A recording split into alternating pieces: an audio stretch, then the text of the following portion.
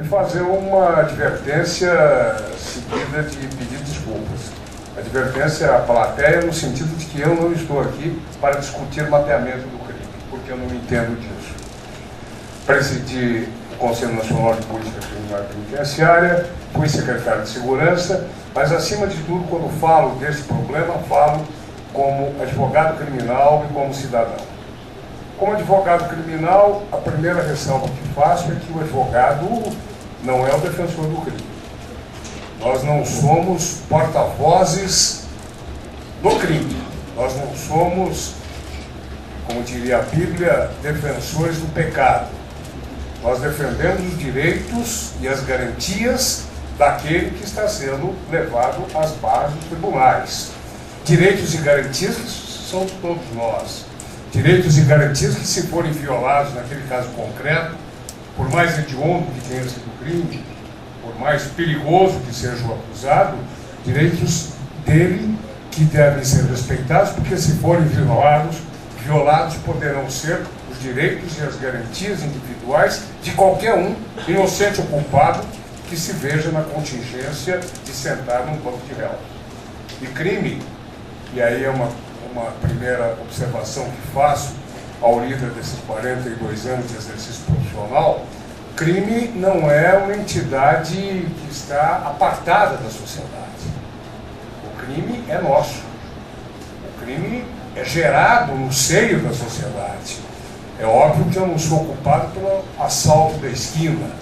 É óbvio que eu não sou culpado individualmente pelos atos de corrupção que se praticam. Mas há todo um caldeirão de causas, de fatores e criadores do crime, seja lá o crime de que natureza for, caldeirão esse que está situado no meio da sociedade. Nós somos geradores de fatores criminosos. E a minha fala também não é uma fala técnica, é uma fala do advogado e do cidadão. Do advogado que conheceu o crime com características diferentes das características do crime dos dias de hoje. Eu conheci o crime do homicida, eu conheci o crime do punguista, eu conheci o crime, eventualmente, da lesão corporal, conheci muito o crime de circulação, que eram os crimes de automóvel. Eram os crimes da década de 70, 80, quando comecei a advogar. Hoje nós temos, ao lado desses crimes, nós temos os crimes do colarinho branco. Vale dizer, o crime hoje não é mais o crime daquela parcela da sociedade que nós, da elite, entendíamos como uma parcela doente da sociedade. O crime é nosso mesmo. O crime é meu, é seu, não é seu. O crime é nosso, o crime é da corrupção. Hoje o crime atingiu todos os estamentos sociais. Não que no passado esses estamentos não praticassem crime, mas agora há uma visibilidade maior, há uma transparência maior, seja lá qual o fator que originou esta vinda do crime à luz do dia. A verdade é que eu peguei crime de uma característica específica e estou trabalhando com o crime de características diferentes. De qualquer maneira, o crime, repito, é algo que surgiu do seio da sociedade. Muito bem. O que fazer? Há 40 anos que eu ouço essa política repressiva. Há 40 anos que eu, na verdade, vejo que nós todos estamos enxugando gelo. Eu enxuguei gelo na Secretaria de Segurança, eu enxuguei gelo no Conselho Nacional e eu enxugo gelo falando. Porque eu não estou trazendo e não estou conseguindo, isso me angustia, trazer efetivamente, talvez traga com clareza o que penso, mas não trago soluções. Acho que o crime não pode mais ser visto pela ótica e sob a ótica do fato acontecido, do fenômeno já posto. Nós temos que trabalhar o crime para evitá-lo. Nós temos que trabalhar o crime do fenômeno a não ser realizado, a não ser acontecido. E para isso nós precisamos estudar as causas do crime. Nós só trabalhamos no crime, isso já foi dito, depois do crime posto. E aí nós responsabilizamos as polícias.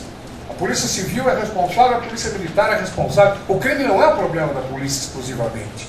A polícia ajuda, mas nós não podemos transferir o problema da insegurança para as polícias. Ou pelo menos nós não podemos, com exclusividade, entender que as costas dos policiais devem receber esta carga pesadíssima que é de todos nós. Isso parece que é um discurso claro, mas não é um discurso aceito. Parece que por razões de comodismo, por razões que levam o homem a se afastar das causas do crime, a verdade é que ele não reconhece que o problema é nosso. E ele, quando o crime ocorre, a sociedade, quando o crime ocorre, pede a prisão.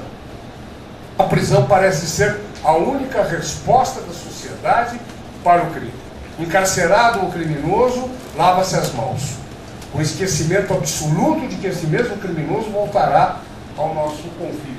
E voltará pior do que entrou. Seguramente pior do que entrou, porque hoje, infelizmente, o sistema penitenciário brasileiro é um fator eficientíssimo criminológico. Hoje, o sistema brasileiro, penal brasileiro, e eu falo, repetindo, fui presidente do Conselho Nacional de Polícia Criminal, nós não conseguimos mudar, primeiro, a mentalidade. E esta mentalidade que atinge ou que vem da sociedade e atinge as autoridades. Construção de cadeia. Está se dando dinheiro para a construção de cadeia. Nunca se construiu tanta prisão. Nunca se investiu tanto na prisão. E tão pouco na liberdade. Não se está investindo na liberdade. Não se está preparando o homem para sair. Poder-se-á dizer, não, mas na penitenciária tal, existem oficinas tais, na penitenciária localizada no sul do país, há isto e aquilo, convênios com indústria. São fatos isolados. O todo é gravíssimo, é tristíssimo, é perigosíssimo, é preocupante. O todo é o encarceramento do homem sem nenhuma preocupação, não de caráter humanitário, mas pelo menos de caráter egoístico. Nós não estamos pensando nem na nossa autopreservação, porque este homem sairá absolutamente imbuído da ideia de que o único caminho de sobrevivência é o crime. Se ele entrou sem essa ideia, ele sairá do carro. E sairá aperfeiçoado, e sairá dominado pelas quadrilhas que dominam os presídios, e sairá encontrando sua família dilacerada, a sua mulher prostituída, a sua filha também prostituída, os seus filhos abandonados, enfim, todo o quadro provocado pelo após-prisão é um quadro que representa fatores criminógenos indiscutíveis. Quando se fala em crime, se fala muito nestes crimes do patrimônio, contra o patrimônio, violentos contra o patrimônio, e hoje se fala da corrupção. E das causas pouco se fala. Obviamente, o crime do patrimônio, o crime da violência patrimonial, é um crime que tem fatores sociais muito sérios, tem fatores ligados à desigualdade financeira, desigualdade econômica, educacional, de saúde que existe no país. São fatores geradores de crime. Não são fatores únicos, mas são fatores geradores. E a corrupção? A corrupção também tem causas. E essas causas, essas sim, são detectáveis, no meu entender, com muita clareza no nosso proceder, no nosso comportamento. Nós estamos criando, com esta folclórica cultura do levar vantagem, com esta malandragem brasileira do jeitinho, nós estamos criando um caldo de cultura perigosíssimo. No meu entender, a corrupção começa na casa, no lar, na infância, onde você ensina o seu filho a ser esperto, a driblar, a colar. Todos nós colamos. Todos nós no trânsito damos farol de luz para avisar que a polícia está chegando, ou que a polícia está parada. São desvios de conduta que não nos atingem, porque somos bem estruturados, porque podemos até praticá-los, esses desvios. Mas sabe-se lá como isso funciona com a grande maioria da classe média e da burguesia nacional. um menino que aprende a comprar uma fita fantasma, uma fita, como é que chama isso? Pirata. Ele já está sendo colocado numa senda, num caminho ruim. Ele aprende a colar, ele aprende a praticar o bullying na escola. Ele, quando chegar a ocupar algum cargo de relevo na empresa pública ou na empresa privada, ele estará com aquilo aculturado. Ele vai pensar em si. Ele não está pensando no coletivo. Ele está pensando em si, e está pensando em si através de caminhos e meios eficientes para angariar aquilo que lhe parece justo para si. Pouco importa valores éticos, barreiras morais, e isto deságua na corrupção. Então nós temos que repensar a sociedade, nós temos que construir um novo tecido social. O nosso está esgarçado, está poluído.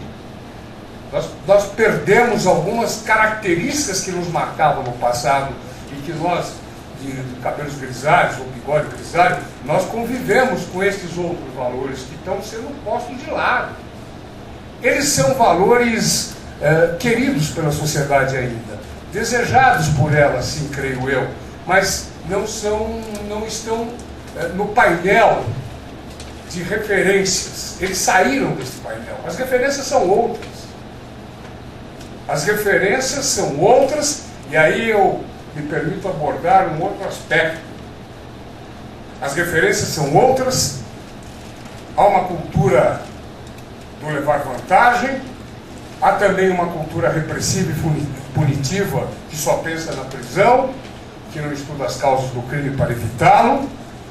Isso tudo, na minha opinião, tem uma responsabilidade que deve ser atribuída, ou deve haver uma responsabilização de um, hoje, grande veículo de aculturação.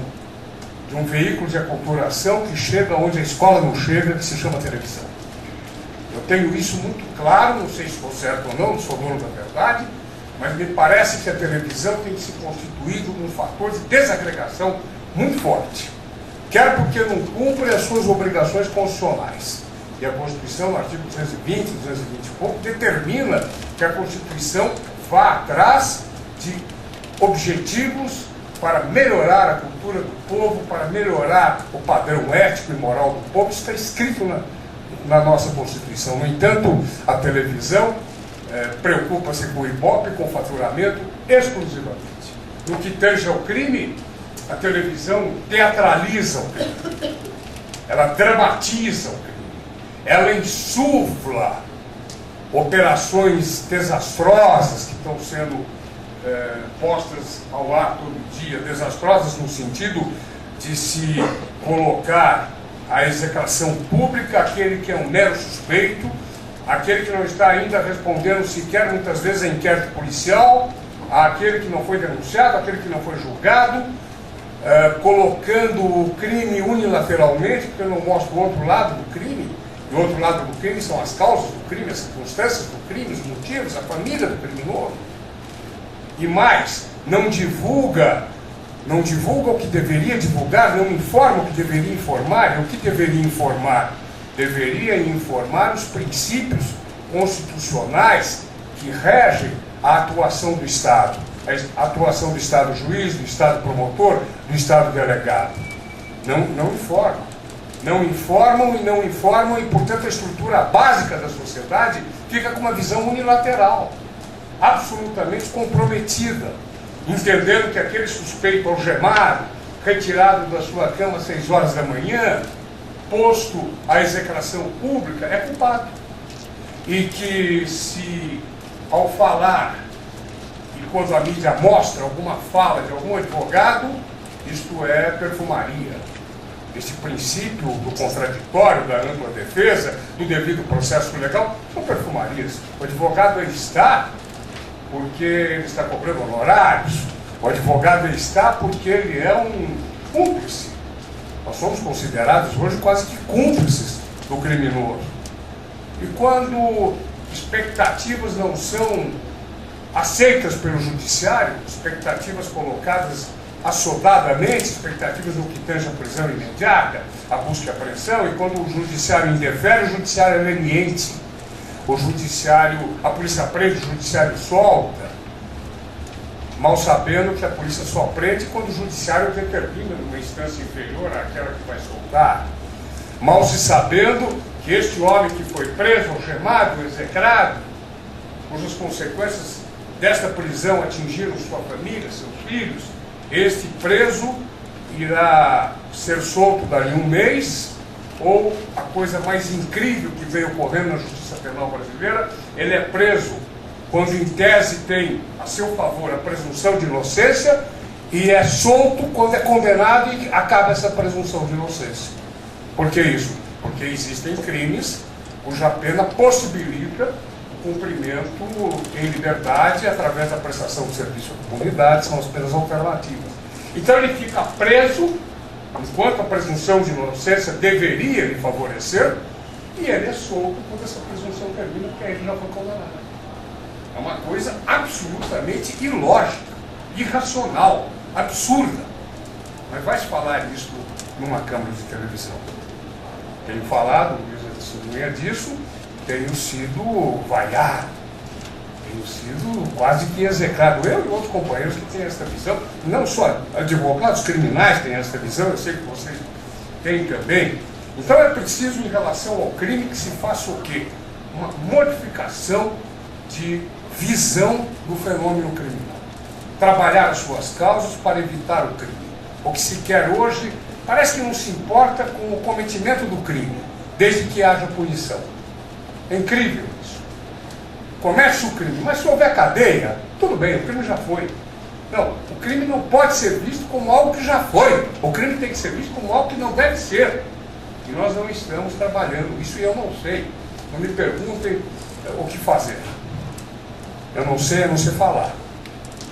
Falar, enfim, escrever, talvez conclamar a sociedade, como estamos fazendo, as autoridades que temem a mídia, se esquecem que em outros países civilizados e democráticos existem restrições que não significam censura, mas são restrições que significam que existem dois valores importantes, dois interesses relevantes, o de informar e o interesse de uma pena justa, ou melhor, nem da pena, mas que se faça justiça, de um processo justo. Esses dois interesses têm que ser avaliados. E existe um outro ainda, que a dignidade, é a intimidade das pessoas que são levadas às barras dos tribunais. Algo legislativamente tem que ser feito. Não são amarras, não é mordaça, mas são restrições em prol de um outro valor, tão relevante quanto, eu diria, que a imprensa não fique brava, mais relevante do que a informação. A informação é relevante enquanto a informação ela deixa de ser relevante quando ela passa a ser crítica, influenciando o juiz, influenciando o promotor, influenciando os jurados, no caso do júri. São homens que se deixam influenciar, sim, e se deixam amedrontar pela massiva propaganda que se faz naquele caso. Amedrontar, há juízes amedrontados. Há juízes que não são juízes só os de primeiro grau, recém-ingressos na magistratura, são desembargadores, são ministros, que têm medo da imprensa, medo de que a imprensa passe a achá-lo conivente com o crime, cúmplice do crime, leniente, mau juiz, coisas desse jaez. E há também uma campanha, eu diria, não mais subliminar, foi subliminar, hoje ela é clara, de desmonetização do Poder Judiciário. É preciso que o Poder Judiciário corrija suas mazelas? É importante que a imprensa investigue e aponte essas mazelas, como faz em relação a todos os poderes do Estado? É muito. Aliás, a imprensa investigatória merece o nosso aplauso. Nosso aplauso absoluto. Está investigando mais do que as autoridades investigam. Mas a imprensa não pode ser crítica. A imprensa não pode se arvorar em justiça. O país tem um poder. poder que diz o direito. E esse poder que diz o direito é o judiciário, não é a imprensa. Embora ela deva continuar a investigar e a denunciar, sem crítica e sem conclamar, sem fazer com que a saíra que tomou conta, a saíra que alimenta essa cultura repressiva, aumente e aumente cada vez mais, porque ela está nos cegando. E nós estamos continuando a enxugar gelo. Muito obrigado. Tomari, em relação a essa questão da violência difusa, você deu vários exemplos aí das pequenas infrações que são cometidas quando você compra aí no CD pirata. Aliás, meu maior orgulho que eu nasci no CD em 95 e um dia um amigo me ligou dizendo que viu um ambulante vendendo meu CD. Como que deve ser a punição? Eu vou dar dois exemplos aí que eu tenho muita dificuldade em discutir com meus leitores no blog, lá, que é aquele caso daquela moça, acho que Maiara, aquela que colocou uma frase no Orkut lá, desejando morte dos nordestinos aí. Tem esse caso, tem alguns outros casos que eu achei que a punição dela ela já tinha sido punida quando ela foi execrada publicamente, foi demitida do trabalho, da escola, que sempre tem, por exemplo, alguns crimes de racismo, que são crimes verbais, tem que ter a punição. Esse caso da senhora aqui na Paulista, que era uma senhora idosa que andava com andadora aí, que andou quebrando pau com policiais. Tem que ter a punição exemplar para servir, para reprimir esses crimes, digamos, a reiteração desses crimes, ou seria excesso de prurido aí, punições maiores do que já sofreram sendo expostas aí por suas intolerâncias? Olha, eu tenho uma opinião que muito provavelmente não encontre apoio na maioria das pessoas com que eu tenho falado e aqui também. Eu entendo duas coisas. Não existe punição exemplar. Se existisse punição exemplar, o crime não estaria ocorrendo, não haveria crime nos Estados americanos, onde a pena de morte existe, e o crime lá aumenta. Nós estamos há 40 anos prendendo, aumentando o número de prisões e o crime está continuando. E também eu não acredito na lei como modificadora da conduta das pessoas. Não acredito. Nós estamos diante de um direito penal, hoje que não é mais um direito penal garantista, é um direito penal de emergência, né? Há um crime, corre-se para fazer uma lei, para aumentar a pena, para criminalizar isso e aquilo, são 200, eu não sabia, muito obrigado, 200 crimes em quanto tempo? 20 anos, 200 crimes, a criminalidade continua e ela está se diversificando e ela está atingindo outros estamentos sociais. Então, exemplo, o que eu acredito, e aí é uma coisa que vão dizer, bom, mas isso não resolve, mas há 40 anos também a punição não resolve. Eu acredito na educação, eu acredito nas pessoas, eu acredito no comportamento positivo da sociedade como um todo. Isso eu acredito, e volto e peço desculpas por reiterar, a televisão é importante. A televisão é fundamental, ela existe, ela é ligada, ela precisa ser incorporada a essas missões, ao alcance de objetivos de se melhorar a sociedade como um todo. Então eu não acredito nem na lei, nem acredito na punição como exemplo. Eu acho que, posso falar uma coisinha? Vou lá, preciso falar. Uma coisa que está me angustiando muito, e a nós todos, é o que eu estou chamando de violência do não violento, crime do não criminoso. Explico. Nós temos hoje crimes cometidos por quem, na sua história de vida, jamais foi violento, jamais cometeu crime. São pessoas que, por bagatela, estão matando, por bagatela, estão agredindo. Os exemplos são enormes. Não se admitia, não se imaginava 40, 30 anos atrás que torcidas de futebol se matassem. Futebol é alegria, futebol é prazer, futebol é esporte. Outro dia, em Belo Horizonte, atleticanos pisotearam à morte um torcedor do Cruzeiro. A televisão mostrou isso. Está se matando, está se atirando, porque você tem camisa do Corinthians, do Palmeiras, do São Paulo, do outro time, mata. Uma coisa brutal. O trânsito está matando. As escolas As crianças estão atirando nas professoras. As namoradas estão tomando tiro porque briga com o namorado. Então, o que nós temos é uma frustração resolvida a bala. O que nós temos, na verdade, no meu entender, é uma patologia social. Nós estamos com uma doença que eu não sei detectar as suas causas, mas é uma patologia. Não é mais o crime do assaltante. Não é só o crime do colarinho branco. Não é mais o crime do estuprador. É este crime do não criminoso. Daquele que não tem, nunca teve e futuramente nem terá razões para praticar crime. Se é que prática de crime tem razões. Mas ele nunca foi do meio criminoso. Ele nunca demonstrou ter aptidões para o crime. Quer porque não era violento, quer porque não era corrupto, mas de repente ele se vê praticando delitos. A sociedade, então, no meu entender, está precisando de um choque civilizatório, que passa pela educação, passa pelo ressurgimento de valores que estão esquecidos. Nós precisamos fazer algo, porque o Brasil está se encaminhando, eu não sei se o mundo também, mas eu vivo aqui que me interessa. Eu não sei, o Brasil está se encaminhando para algo que sabemos muito dramático, que será a absoluta impossibilidade, ou a quase total impossibilidade dos relacionamentos interpessoais serem pacíficos. Bom, está aberto para as questões? Renato, educação, eu estou falando tudo. Bom dia, novamente. Secretário, o senhor falou aí sobre o crime de corrupção.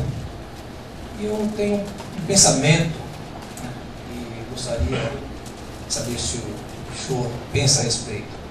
Eu acho que hoje o Estado brasileiro é o maior criminoso, justamente porque não investe nas bases: educação, saúde, saúde e segurança. E o crime de corrupção tem crescido assustadoramente. Nós vimos aí recentemente um jornal dizendo que 40 bilhões só no âmbito federal foram desviados pela corrupção. Ou seja, um PIB de uma Bolívia, de uma Colômbia, coisa parecida com isso. O senhor acha do fim do foro de prerrogativa de função? Ou seja, o fim do chamado foro privilegiado, que é o que dá tanta margem para não punição, para impunidade? Eu sou favorável ao fim do foro. Eu acho que o tribunal de exceção não pode existir em nome do princípio do juiz natural, que é um princípio da Constituição. Mas eu discordo do senhor ao atribuir de forma singela o problema da corrupção à questão do foro. Não me parece que a questão do foro seja a causa da corrupção. A causa da corrupção é outra, são outras. Concordo com o senhor no que tange ao Estado, o Estado leniente, o Estado omisso, no que tange às diferenças sociais, e digo mais, o Estado é responsável por um fato interessante no que diz respeito a um determinado crime, na minha opinião. Sonegação fiscal. Sonegação fiscal é um crime que seria praticado por sonegadores contumazes, que representam 20%, 30%, não sei quanto, do total daqueles que sonegam. Mas os outros são sonegadores porque precisam sobreviver. A carga tributária se constitui hoje em fator criminógeno. Ele espelha a nota, ele faz caixa 2, ele não paga, especialmente o pequeno empresário, o médio empresário, porque ele não tem efetivamente como sobreviver. O Estado, ao invés de pensar numa carga tributária compatível, ao invés de pensar em destinar o imposto, os recursos advindos do Estado, dos impostos, para saúde, educação, etc., não. Quer criar novos impostos. Tá? E a carga, no frigir dos ovos, acaba levando sonegadores a isto, ou homens empresários a serem sonegadores. O Estado é muito responsável, sim, o senhor tem razão. O Estado cria mecanismos que possibilitam a corrupção, não impede e não põe de lado esses mecanismos. A questão da licitação, por exemplo, é uma questão gravíssima. Está se pensando em mudar a lei de licitação, mas não se consegue, porque ela favorece a corrupção. Está se pensando em inúmeras outras medidas, não se consegue, porque ela favorece a corrupção. De forma que o senhor tem razão no que diz respeito ao Estado, o juiz privilegiado também acho que tem que terminar, só não acho que seja a causa exclusiva da corrupção. Mas só dar uma explicação técnica aqui. Teve uma dessas operações da Polícia Federal que prendeu 21 pessoas. E teve aquelas fotos lá do pessoal do presídio, os postos. Depois o juiz acatou denúncia contra 15.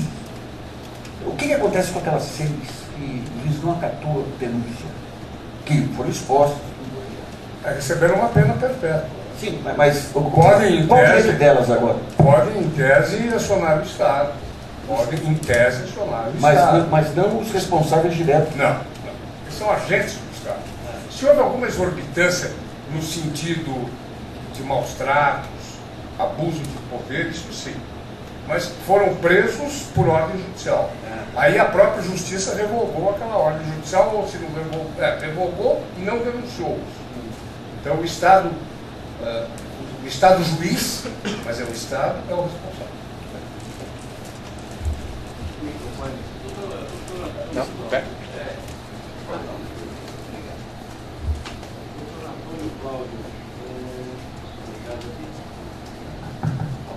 Doutor Antônio Cláudio, muito bom. O senhor foi muito objetivo e quebrando muitos paradigmas aí. Eu faço uma pergunta simples para o senhor. Tudo que o senhor pregou na palestra, o senhor acha que uma reforma no judiciário talvez não resolveria o problema, ou vamos continuar ainda fazendo essa reforma por decreto? A solução seria a reforma do judiciário para resolver o problema da criminalidade, inclusive no sistema carcerário, penitenciário, como reinserção do preso na sociedade, porque essa questão é preocupante, já começa lá na educação, da família, enfim. Eu acho que não tem uma solução. Foi dito aqui por ela que não há uma solução, são várias as soluções. O judiciário precisa ser reformado? Claro que precisa ser reformado. O grande gargalo do judiciário, na minha opinião, é a burocracia. É o formalismo excessivo herdado ainda de uma cultura coimbrana, de Coimbra, uma coisa que não foi ainda... nós estamos ainda com vestes talares, nós não pusemos paletó e gravata, nem usamos camisa esporte, não é? Isso é uma alegoria, até acho que temos que continuar com paletó e gravata. Mas nós continuamos num formalismo. O máximo que aconteceu com o judiciário, e agora está mudando um pouco, o máximo de modernidade foi a máquina elétrica de escrever. Agora nós estamos vendo aí uma informatização lenta, tudo é à mão, o processo é costurado, você sabia? O processo é costurado. Demora 15 dias para um ofício sair do Tribunal de Justiça, tem uma vara singular, 4 dias para cumprir, 3 dias para cumprir uma mandado de prisão, um alvará de soltura. Então, tudo é enterrado, tudo é difícil, há poucos juízes, há poucos funcionários, mal pagos os funcionários. Há uma série de questões. Também não entendo que a reforma do judiciário deva passar por acabar com recurso aqui, recurso ali. Não é esse o problema. Há um problema, sim, no que diz respeito a litígio, que é a união, que são os estados e os municípios. Esses são os maiores litigantes.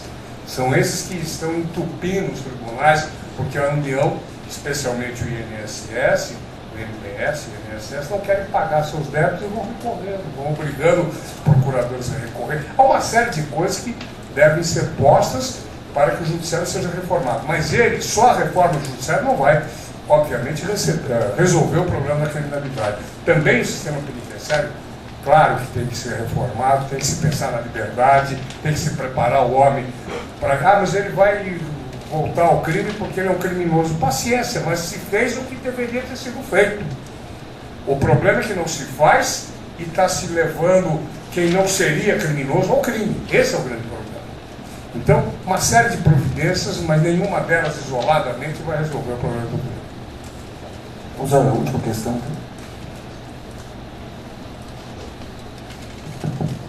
André Damer, delegado de polícia. Eu queria cumprimentar os dois palestrantes. Realmente é uma preocupação muito grande a gente ver esse estado hoje policialesco, né? O marido abordou muito bem. O crescimento exacerbado do Ministério Público, cada vez com mais força. No tribunal do júri, eu fui jurado. Quando saía o promotor do lado do juiz, os jurados acordavam, né? E o advogado sentado lá embaixo.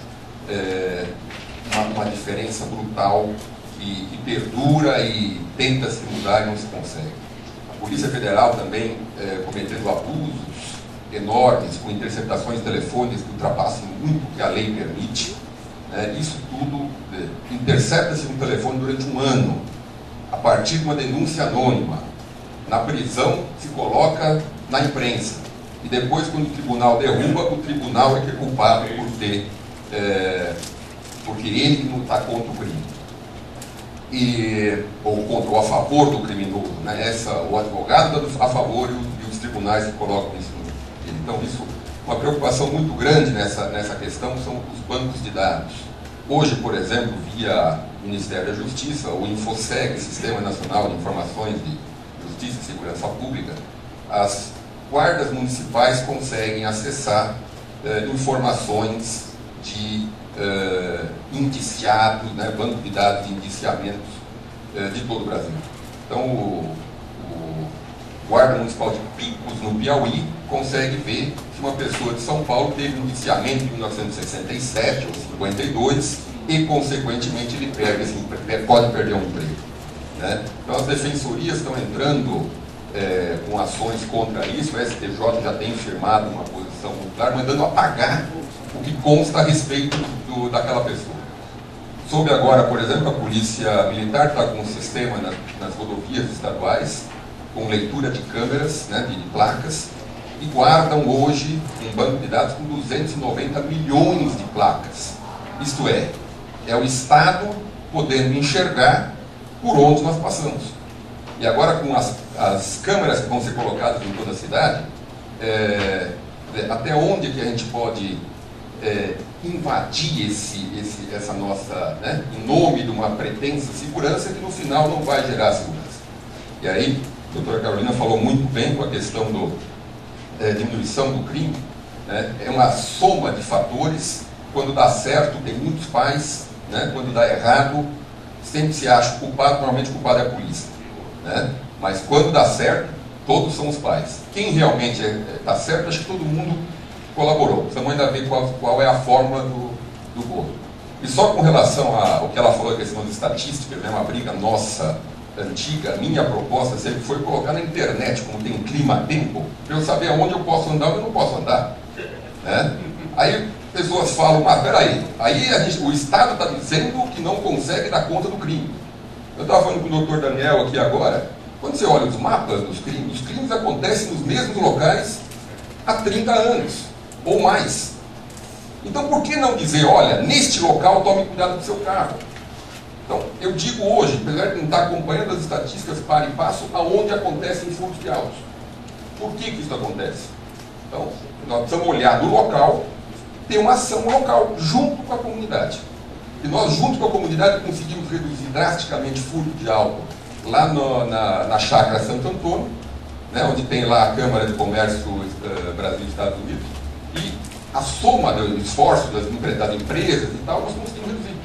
Né? Então, esse é o trabalho que tem que ser feito, que foi feito no Jardim Ana. E só para a questão das estatísticas, a gente fala muito que a gente esclarece, ou só se prende 3% dos crimes acontecidos, ou coisa e tal. Quem fala isso, não sei de onde tira essa informação, porque a gente não tem essa informação. Então, a Polícia Civil de São Paulo está construindo 2 sistemas, deve demorar 1 ano para ficar pronto, mas está sendo contratado agora, um está em projeto, o outro já vem na fase de contratação, e um é o denominado CISPOL, que vai pegar desde o registro da ocorrência até o seu final, encaminhando a justiça, e o outro que nós estamos denominando atualmente de Sistema de Gestão de Informações Civis e Criminais, que faz uma integração com o Poder Judiciário, de forma que a gente possa ver, e a nossa proposta é que a gente comunique isso também à vítima, aquele boletim que foi feito, gerou um inquérito.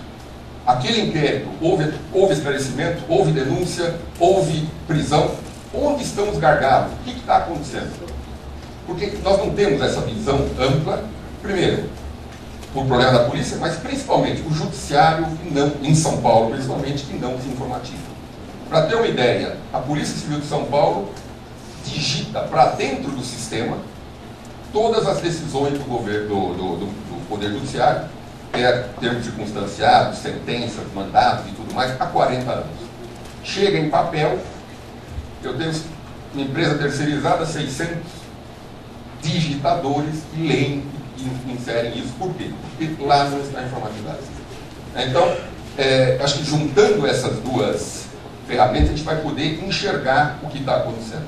Mas uma coisa muito clara, nós registramos no ano passado 2.750.000 boletins de ocorrência.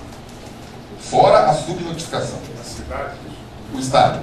2.750.000. Tirando aquilo que não é criminal, nós estamos falando de algo em torno de 1.800.000 crimes registrados.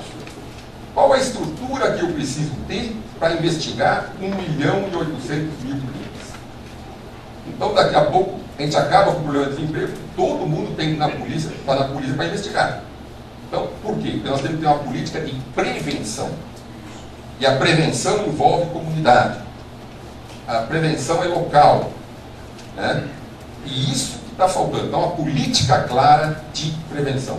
Os estados que estão investindo nisso estão conseguindo reduzir a criminalidade com segurança. Pernambuco está fazendo um belíssimo trabalho nessa linha. E os resultados estão aí. Minas Gerais caminha lentamente nisso aqui, e nós já caminhamos muito mais. Né? Nós, eu digo, São Paulo. O que nós precisamos realmente é caminhar, e para isso nós precisamos da sociedade civil organizada, eventos como esse, que possam pressionar os gestores públicos a caminhar nessa linha. Obrigadinho. Bom, queria agradecer muito os expositores, foi mais um debate muito rico aí, também os comentaristas. Vamos fazer um pequeno intervalo aí para um lanchinho rápido aí para partir para a terceira etapa. Muito obrigado.